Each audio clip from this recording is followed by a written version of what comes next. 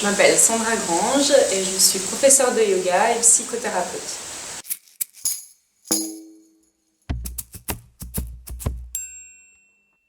D'abord, une de mes grandes passions, c'est la nature. Je fais beaucoup d'équitation étant plus jeune. Ensuite, c'est le yoga, évidemment, qui est venu après ça. C'est une grande passion.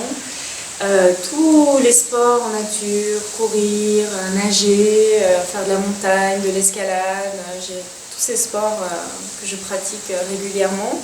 Les animaux, ma famille, la lecture, le cinéma, la vie.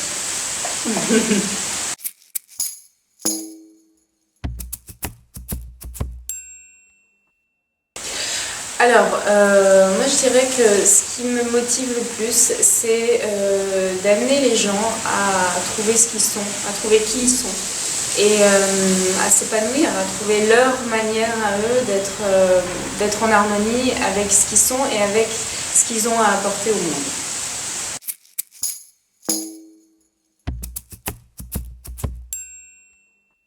En tant que praticienne en psychothérapie et professeure de yoga, évidemment, je touche un panel très large de personnes. Autant les personnes qui sont tout simplement stressées par une vie quotidienne ou un métier d'ailleurs qui les presse, qui ne leur plaît pas forcément et qui du coup les éteignent. Les gens qui ne font pas ce qu'ils aiment, en général, ils s'éteignent petit à petit et ils oublient ce qui les anime et ce qui leur donne cette passion de la vie. Donc déjà le yoga permet d'apaiser ce stress, de pouvoir venir à l'écoute de qui on est, de soi, d'abord de son corps. C'est déjà très basique, mais on oublie notre corps, à part quand il a mal, on se rappelle de lui quand il est en souffrance. Donc le fait d'entamer ce chemin du yoga permet de déjà rendre le corps plus sensible et être plus sensible à ce qui se passe à l'intérieur. Et donc à nos désirs, à nos rêves, à nos émotions, etc. Et ça permet déjà d'amener les gens un peu plus proches d'eux-mêmes. Et je vois beaucoup d'élèves de yoga qui, en tout cas ce sont les retours que j'ai, qui ont vraiment un changement de vie avec la pratique du yoga, parce qu'ils se réveillent de nouveau, il y a quelque chose en eux qui s'anime.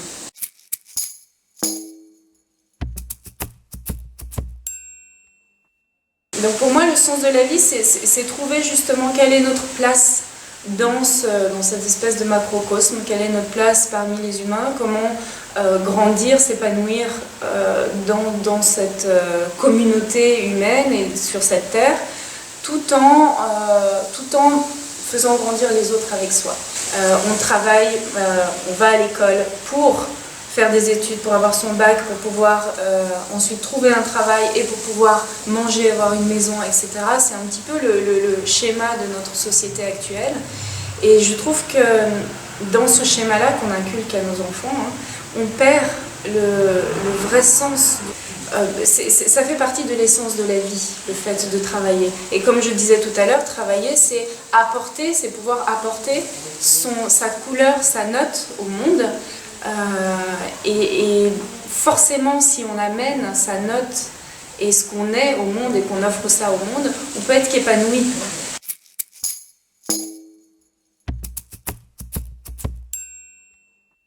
Le message que je donnerais à ces gens, aux gens par rapport à ça, c'est d'écouter leurs rêves et leurs désirs profonds.